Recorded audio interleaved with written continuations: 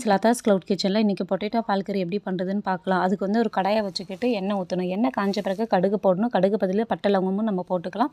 கடுகு பொரிஞ்ச பிறகு பூண்டு போடணும். பூண்டு போட்டு நல்லா ஆயிலில் வதக்கணும். வதக்கிட்ட பிறகு என்ன பண்ணணும், தேவையான அளவுக்கு வெங்காயம் ஆட் பண்ணணும். வெங்காயம் போட்டு அதையும் நல்லா வதக்கணும். எண்ணெயில் நல்லா வதங்கிட்ட பிறகு தேவையான அளவுக்கு பச்சை மிளகாய் போட்டு அதையும் நல்லா எண்ணெயில் மிக்ஸ் பண்ணிட்ட பிறகு தேவையான அளவுக்கு கருவேப்பிலை வந்து ஆட் பண்ணணும். அதுக்கப்புறம் என்ன பண்ணணும்னா, ஒரு டம்ளர் தண்ணி ஊற்றணும். தண்ணி ஊற்றி நல்லா வெங்காயம், பச்சை மிளகாய், பூண்டு, கருவேப்பிலை எல்லாம் நல்லா வேக வைக்கிற அளவுக்கு நம்ம வந்து மூடி வச்சணும். அதுக்கப்புறம் என்ன பண்ணணும்னா, உருளைக்கிழங்கும் பச்சை பட்டாணியும் வேக வச்சதை இதில் போட்டு நல்லா மிக்ஸ் பண்ணணும். மிக்ஸ் பண்ணிவிட்டு என்ன பண்ணணும்னா, தேவையான அளவுக்கு மஞ்சத்தூளையும் உப்பும் போட்டு ஆட் பண்ணணும். உப்பையும் ஆட் பண்ணிவிட்டு என்ன பண்ணணும்னா, நம்ம ஆல்ரெடி வந்து கோகோனட் பேஸ்ட் வந்து நம்ம அரைச்சி வச்சுருப்போம்.